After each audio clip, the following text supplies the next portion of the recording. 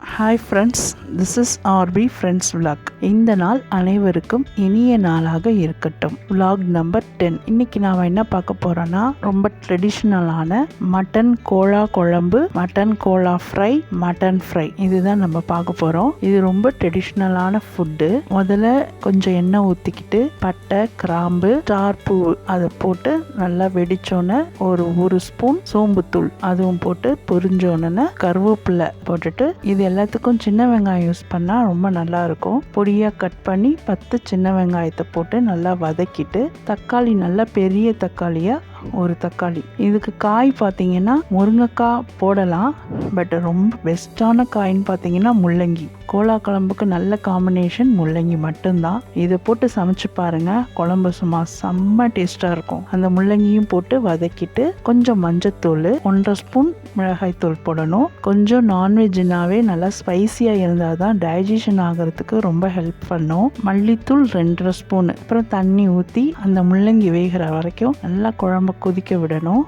அது பாட்டுக்கு கொதிக்கட்டும் குழம்பு. அடுத்ததாக நாம் கொஞ்சம் தேங்காயும் சோம்பும் அரைச்சி ரெடி பண்ணி எடுத்துகிட்டு வந்துடலாம். குழம்புக்கு தேங்காய் சோம்பு அரைச்ச பேஸ்ட்டை குழம்புல போட்டு நல்லா கொதிக்க விடணும். ரொம்ப கொதிக்க கொதிக்க தான் குழம்பு ரொம்ப நல்லா டேஸ்ட்டாக இருக்கும். அந்த பச்சை வாடை எல்லாமே போய் அப்புறம் கொத்தமல்லியும் போட்டு இப்போது குழம்பு ரெடி ஆயிடுச்சு.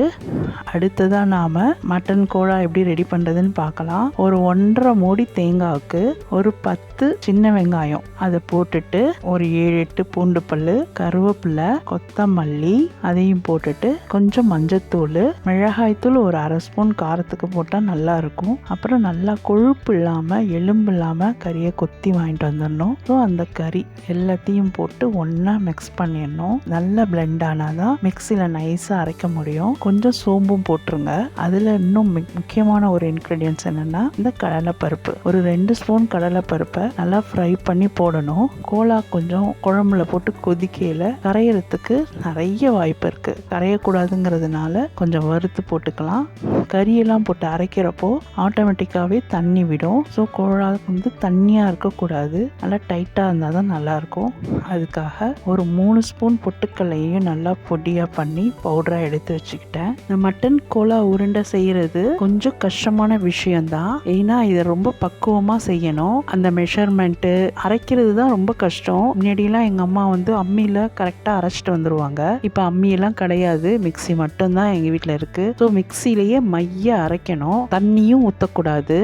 இப்போது கலந்து வச்ச மிக்ஸை அப்படியே மிக்சியில் போட்டு தண்ணியே ஊற்றாமல் நல்லா அரைச்சி எடுத்துகிட்டு வந்துடணும். மைய அரைக்கணும். அப்படி உருட்டுனா ஒட்டவே கூடாது. இதில் நான் கொஞ்சம் பொட்டுக்கடலை பவுட்ரு எல்லாம் போட்டு கொஞ்சமாக எடுத்திருக்கேன்.